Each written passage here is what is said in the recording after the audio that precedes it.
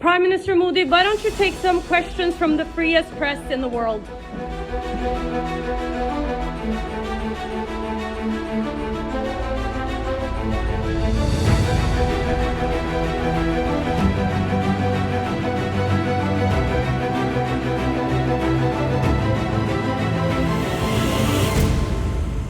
पंतप्रधान नरेंद्र मोदी यांनी काल नॉर्वे येथे दौरा केला।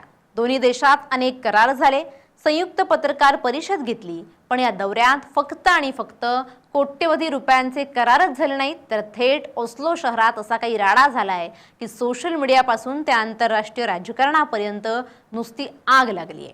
नेमकं काय घडलं, तो व्हिडिओ का व्हायरल होतोय आणि एका बाजूला वादाचा धूर निघत असताना दुसऱ्या बाजूला भारताच्या पदरात 10 लाख कोटींची लॉटरी कशी पडली, पाहूयात। Prime Minister Modi, why don't you take some questions from the freest press in the world? नमस्कार, मी मृणाली पिळणकर। पंतप्रधान नरेंद्र मोदी आणि नॉर्वेचे पंतप्रधान जोनास गहर स्टोअर यांच्यात ऑस्लो येथे काल चर्चा झाली। या चर्चेनंतर दोन्ही नेत्यांनी मीडियासमोर पत्रकार परिषद घेतली। पत्रकार परिषद संपल्यानंतर जेव्हा पंतप्रधान मोदी आणि नॉर्वेचे पंतप्रधान सभागृहातून बाहेर पडत होते, तेव्हा तिथे उपस्थित असलेल्या एका महिला पत्रकारानं पंतप्रधान मोदींना थेट प्रश्न विचारला। पत्रकार महिलेने विचारलं की पंतप्रधान मोदी, तुम्ही जगातील सर्वात स्वतंत्र माध्यम असलेल्या देशातील पत्रकारांच्या प्रश्नांची उत्तरं का देत नाही? तुम्ही प्रसार माध्यमांच्या प्रश्नांना सामोरं जाण्यापासून का टाळता? पंतप्रधान मोदींनी या प्रश्नावर कोणतंही उत्तर दिलं नाही। हा सर्व प्रकार कॅमेऱ्यात कैद झाला आणि त्याचा व्हिडिओ सोशल मीडियावर वाऱ्यासारखा पसरला। हा वाद केवळ तिथेच थांबला नाही। यानंतर झालेल्या भारतीय परराष्ट्र मंत्रालयाच्या अधिकृत ब्रीफिंगमध्ये नॉर्वेजियन पत्रकारांनी भारतीय अधिकाऱ्यांवर धारेवर धरलं। त्यांनी वर्ल्ड प्लेस फ्रीडम इंडेक्समधील भारताच्या घसरलेल्या क्रमांकाचा हवाला दिला।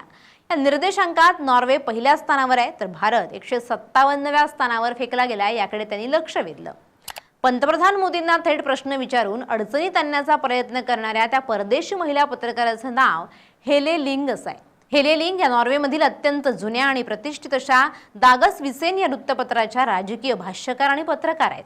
नॉर्वे हा जागतिक माध्यम स्वातंत्र्यात अव्वल क्रमांकावर असल्यामुळे तिथल्या पत्रकारांमध्ये सत्तेला थेट प्रश्न विचारायची पद्धत आहे।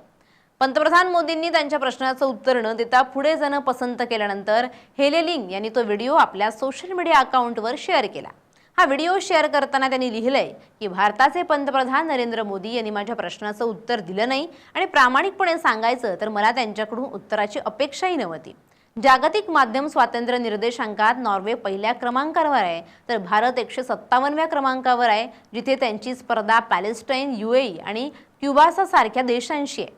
आम्ही ज्या देशांसोबत सहकार्य किंवा करार करतो त्यांच्या राज्यकर्त्यांना जाब विचारणं आणि कठीण प्रश्न विचारणं हे आम्हा पत्रकारांचं कर्तव्यच आहे।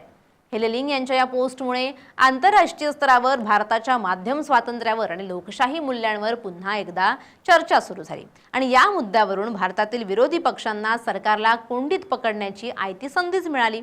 नॉर्वेमध्ये घडलेल्या या संपूर्ण नाट्यमय घडामोडींवर भारतीय राजकारणात तीव्र पडसाद उमटले। लोकसभेतील विरोधी पक्षनेते काँग्रेसचे खासदार राहुल गांधी यांनी या मुद्द्यावरून पंतप्रधान नरेंद्र मोदींवर अत्यंत टोकदार शब्दात हल्ला चढवला। पत्रकार हेले लिंग यांचा तो व्हिडिओ आपल्या अधिकृत ट्विटर हँडलवर शेअर करत राहुल गांधींनी पंतप्रधान मोदींच्या कार्यपद्धतीवर आणि त्यांच्या जागतिक प्रतिमेवर प्रश्नचिन्ह उपस्थित केलं। राहुल गांधी यांनी आपल्या पोस्टमध्ये लिहिलंय की जेव्हा संपूर्ण जग भारताच्या एका असहाय्य आणि तडजोड केलेल्या पंतप्रधानांना काही साध्या प्रश्नांपासून घाबरून पळताना पाहतं, तेव्हा भारताच्या जागतिक प्रतिमेचं काय होत असेल? राहुल गांधींनी या माध्यमातून असा आरोप केला आहे की पंतप्रधान मोदी गेल्या 12 वर्षांपासून भारतात एकाही खुल्या पत्रकार परिषदेला सामोरं गेले नाही आणि जेव्हा ते परदेशात जातात तेव्हा तिथेही ते मुक्त पत्रकारितेच्या प्रश्नांना घाबरतात। विरोधी पक्षाने असाही दावा केलाय की पंतप्रधानांच्या या भूमिकेमुळे आंतरराष्ट्रीय स्तरावर भारताची लोकशाही आणि प्रतिमेला मोठा धक्का बसतोय। राहुल गांधींच्या या आक्रमक भूमिकेनंतर भारतीय जनता पक्षाने त्यांना चोख प्रत्युत्तर दिलं। भाजप नेत्यांनी राहुल गांधींवर देशद्रोही मानसिकतेचा आरोप केला। भाजपच्या मते राहुल गांधी भारताच्या पंतप्रधानांचा परदेशी भूमीवर सन्मान वाढवण्याऐवजी परदेशी पत्रकारांच्या अपप्रचाराची दोरी ओढत आहेत आणि भारताची बदनामी करतायत। भाजपने असाही युक्तिवाद केलाय की आंतरराष्ट्रीय दौऱ्यामध्ये द्विपक्षीय बैठकांनंतर केवळ संयुक्त विधान करण्याची एक ठरलेली राजनैतिक पद्धत असते आणि त्याला प्रश्न टाळणं म्हणता येणार नाही। तसंच पंतप्रधान मोदींना नॉर्वेच्या राजानं त्यांच्या सर्वोच्च नागरी सन्मानानं म्हणजेच grand cross of the royal Norwegian order of मिटरनं गौरवलंय। ही गोष्ट काँग्रेसला पचवता येत नसल्यानं ते अशा वादांचा आधार घेतायत असा प्रतिआरोप सत्ताधारी करतायत। राजकीय वाद एका बाजूला असला तरी कूटनीतिक आणि आर्थिक दृष्टिकोनातून हा दौरा अत्यंत यशस्वी आणि दूरगामी परिणाम करणारा ठरलाय।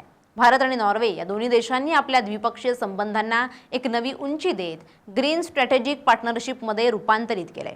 दोन्ही देशांनी मिळून एकूण 12 महत्त्वपूर्ण सामंजस्य करारांवर स्वाक्षऱ्या केल्यात। या करारांमुळे भारत आणि नॉर्वे या दोघांनाही खालीलप्रमाणे प्रचंड मोठा आर्थिक, तांत्रिक आणि धोरणात्मक फायदे होणार आहेत। नॉर्वे हा देश अक्षय ऊर्जा, विशेषतः पवन ऊर्जा आणि जलविद्युत तंत्रज्ञानात जगात आघाडीवर आहे। या कराराअंतर्गत नॉर्वे आपले प्रगत तंत्रज्ञान आणि भांडवल भारतात गुंतवणार आहे। भारताला आपल्या राष्ट्रीय हायड्रोजन मिशन आणि अक्षय ऊर्जेचं उद्दिष्ट गाठण्यासाठी नॉर्वेच्या या तंत्रज्ञानाचा प्रचंड फायदा होईल। दुसरीकडे नॉर्वेला भारतासारखी जगातील सर्वात मोठी ऊर्जा बाजारपेठ उपलब्ध होणार आहे, जिथे त्यांच्या कंपन्या मोठ्या प्रमाणावर गुंतवणूक करू शकतील। भारत आणि नॉर्वे हे दोन्ही देश विस्तीर्ण किनारपट्टी लाभलेले मोठे सागरी देश आहेत। या दौऱ्यात दोन्ही देशांनी सागरी अर्थव्यवस्था, जहाज बांधणी आणि हरित शिपिंग क्षेत्रात सहकार्य वाढवण्याचा करार केलाय।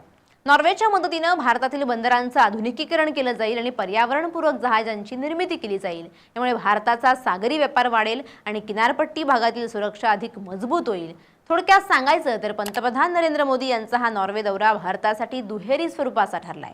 एकीकडे हेले लिंग या पत्रकाराच्या थेट प्रश्नामुळे आणि त्यावर राहुल गांधींनी घेतलेल्या आक्रमक भूमिकेमुळे भारताच्या माध्यम स्वातंत्र्याचा आणि लोकशाही प्रतिमेचा मुद्दा देशांतर्गत आणि आंतरराष्ट्रीय राजकारणात चांगलाच गाजला, तर दुसरीकडे राजनैतिक पातळीवर भारतानं मिळवलेली ग्रीन स्ट्रॅटेजिक पार्टनरशिप आणि 12 महत्त्वाचे करार देशाच्या आर्थिक आणि तांत्रिक विकासाला पुढे अनेक दशकांसाठी नवी दिशा देणारे ठरणार आहेत। पंतप्रधान मोदी यांच्या ऑस्लोमधील व्हिडिओनंतर सोशल मीडियावर 43 वर्षांपूर्वीच्या इंदिरा गांधी यांच्या या पत्रकार परिषदेचे फोटो आणि व्हिडिओ मोठ्या प्रमाणावर शेअर केले जात आहेत। 15 जून 1983 रोजी नॉर्वे येथे इंदिरा गांधी आणि नॉर्वेचे तत्कालीन पंतप्रधान कारे विलोच यांनी एक संयुक्त पत्रकार परिषद घेतली होती।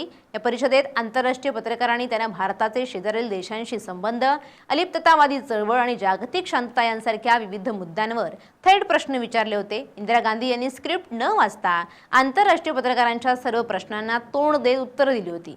मात्र या सगळ्यामधून भारताच्या मीडियावर प्रश्नचिन्ह उपस्थित होते। नरेंद्र मोदी यांच्यासारख्या टेलिप्रॉम्प्टर असून ते नेहमीच टेलिप्रॉम्प्टर समोरच बोलतात अशी ही चर्चा रंगली आहे। जागतिक पातळीवर पत्रकारांच्या प्रश्नांना उत्तर न देऊन मोदी यांनी स्वतःच्याच पायावर कुऱ्हाड मारून घेतली आहे। तुम्हाला काय वाटतंय? कमेंट करून नक्की कळवा। Bureau report, LS Marathi.